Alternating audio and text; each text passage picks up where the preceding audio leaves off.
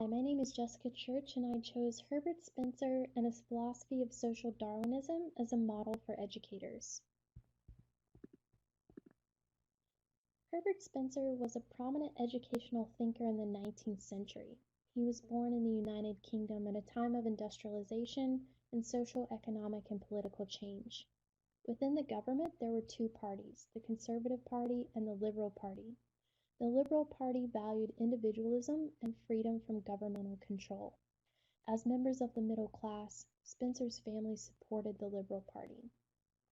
His father, George, was particularly influential in developing his views on education. As a liberal, George believed that education should not be controlled by the government or the church. He also opposed the traditional education that was provided by the public schools and universities at the time. He felt that that type of education was outdated and of little practical use. So he instilled individual thought, scientific inquiry, and critical thinking into Herbert's education. Spencer's philosophy was more of a social philosophy applied to education. His philosophy of social Darwinism drew from aspects of Darwin's theory of evolution and emphasized individualism and competition.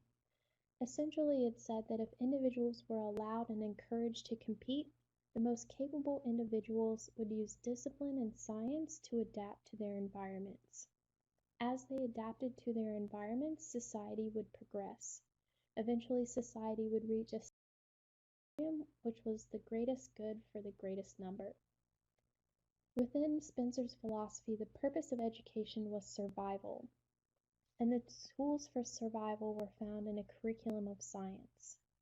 Science could be used to develop individual thought, scientific inquiry, and critical thinking.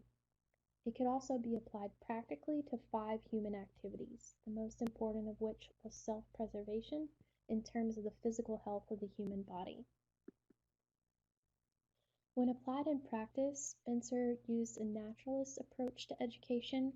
Like Pestalozzi and Rousseau, he believed that education should follow the natural development of a child's mind.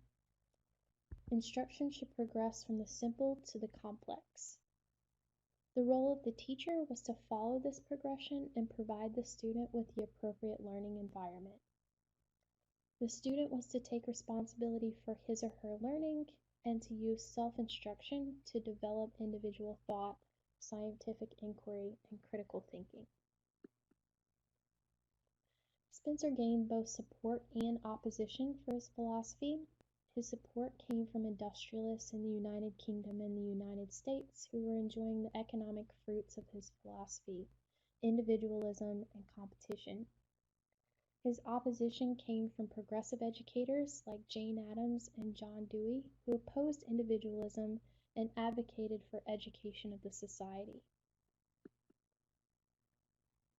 Spencer was a nonconformist in religion. He viewed religion as worship of the unknowable.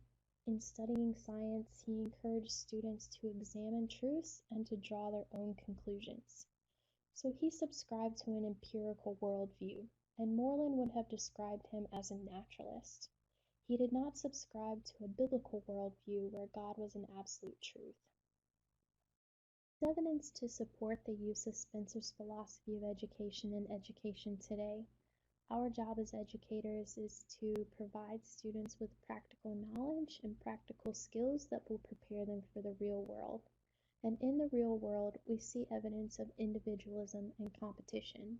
So as educators, we should encourage competition to advance society.